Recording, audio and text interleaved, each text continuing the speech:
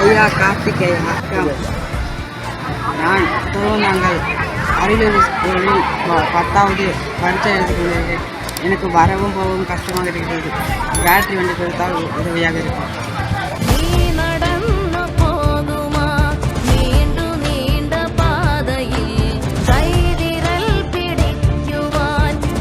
இது வெறும் நாட்காலி இல்லைங்க, இது ஒரு கனவுக்கு விங்ஸ்.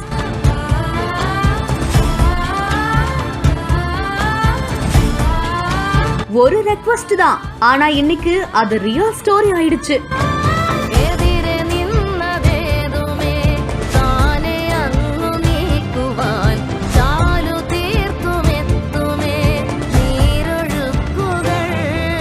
உணர்வு பூர்வமாக நிறைவேற்றிய தொகுதி எம்எல்ஏ.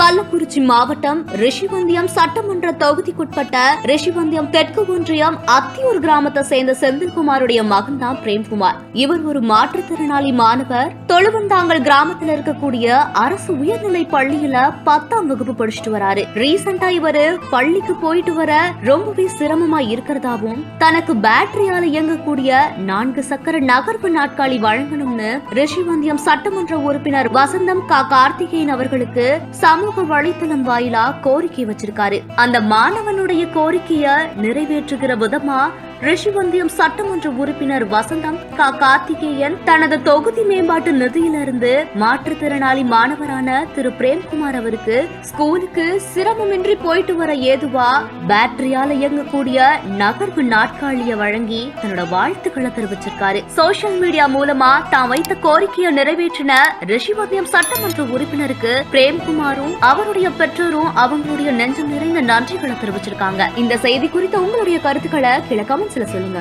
மேலும் செய்திகளுக்கு நம்ம பிஹைண்ட் பேஜை ஃபாலோ பண்ணிக்கோங்க.